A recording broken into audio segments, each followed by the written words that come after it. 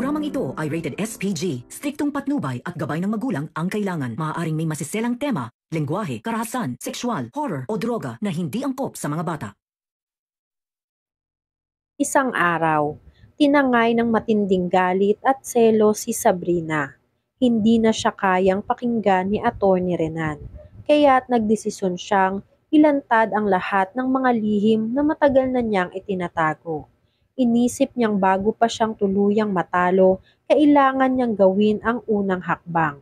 Pinili niyang tawagan si Lilet at ipagtapat na may ibang babae si Atty. Renan. Ngunit sa kabila ng mga salitang iyon, nagdadalawang isip si Lilet. May mga hinala rin siya tungkol sa motibo ni Atty. Renan sa kanyang kapatid na si Era. Ngunit hindi siya basta-basta naniwala sa isang hindi kilalang boses sa kabilang dulo ng telepono.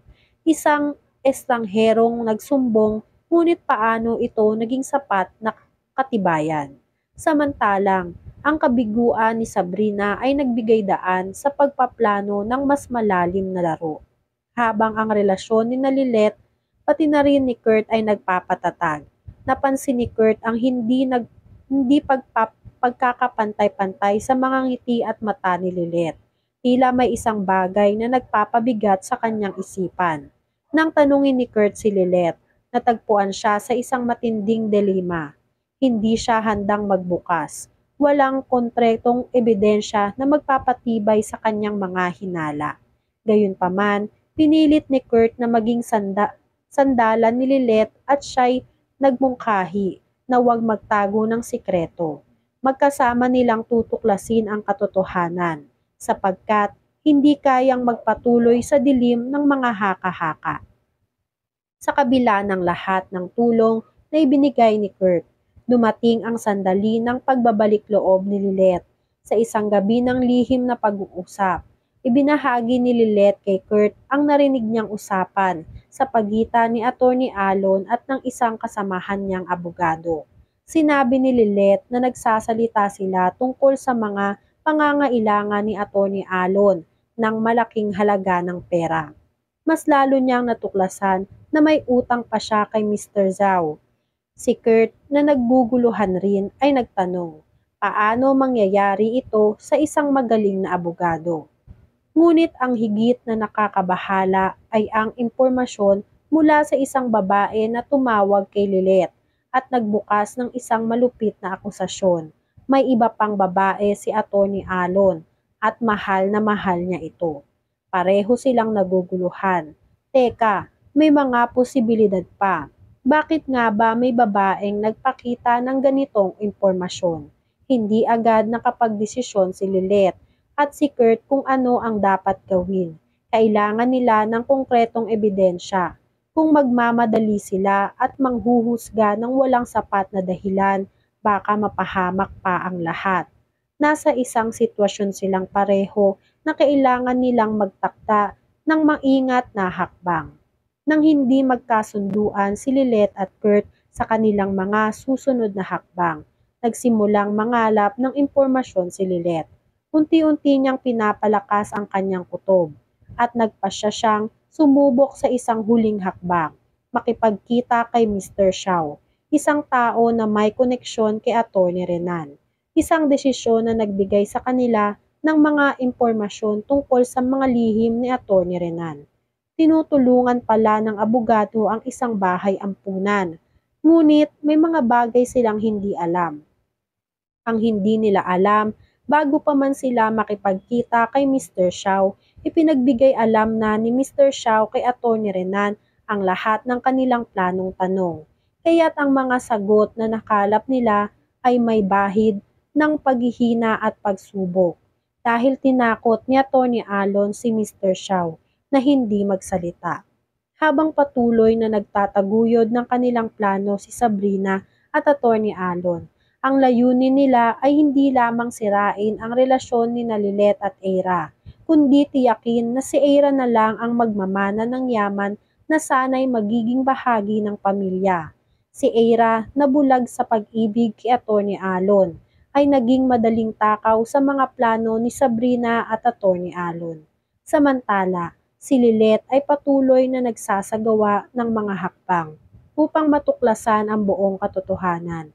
Naramdaman niyang kailangan niyang magmadali, kaya't nagdesisyon si Kurt na ipagtapat kay Eira ang lahat ng kanilang nalalaman. Hindi pa rin sigurado si Kurt sa lahat ng mga impormasyong nakuha nila. Ngunit alam niya ang kailangan nilang gawin at itama ang lahat ng maling akusasyon. Ngunit nang sumugod si Eira sa hotel na pinaniniwalaan nilang may koneksyon kay Atty. Alon at sa babaeng ito, ang kanyang emosyon ay nagpasabog ng lahat ng kanyang mga hinala. Makita ang babae sa pintuan ng hotel na siyang binansagang dahilan ng kanyang takot at galit. Hindi na siya nakapagpigil nang magtakbuhan patungo sa kanilang destinasyon. Nagsimula ang pagsabog ng emosyon. Si Eira sa kanyang galit ay hindi nag-isip ng maayos at iniisip na si Atty. Alon ay tapat sa kanya. Ngunit hindi nila alam na ang lahat ng ito ay isang setup lamang ni Sabrina. Tila ba si Atty. Alon ay may layunin na masira si Lilet at Eira. Pinilit niyang gamitin ang galit ni Eira laban kay Lilet upang magpatuloy ang alitan sa pamilya at walang mangyayaring pagkakasunduan. Ang lahat ay ginawa ni Sabrina at Atty. Alon upang magtagumpay sa kanilang mga plano na may layuning makuha ang kayamanang tinatangi nitong si Eira. Ngunit sa bawat lihim na tinatago nila ay may mga hakbang na patuloy na binubuo upang maipakita ang lahat ng katotohanan.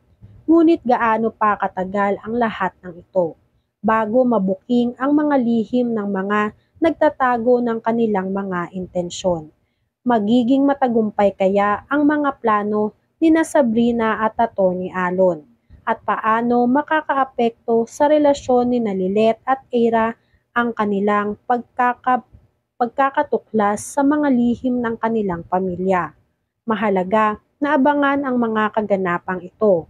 Tiyak na mas magiging makulay ang bawat hakbang patungo sa pagtatagpo ng katotohanan dahil unti-unti na ngang lumiliit ang mundo nitong si Atty. Alon dahil sa sunod-sunod na atraso nito sa pagkakautang niya. Unti-unti nang nababaon si Atty. Alon sa mga utang niya dahil dito nga ay kailangan na ngang agad-agarin ni Atty. Alon na magpakasal dito kay Eira. Kaya't pati si Sabrina ay ginamit na nga nitong si Atty. Alon na maghanap ng plano at umisip pa ng iba pang mga hakbang upang mas mapadaling makapaghiwalay o mapag-away itong si Lilet pati na rin si Eira. Dahil alam nitong si Atty. Alon na si Lilet lang ang nagiging hadlang sa lahat ng plano niya.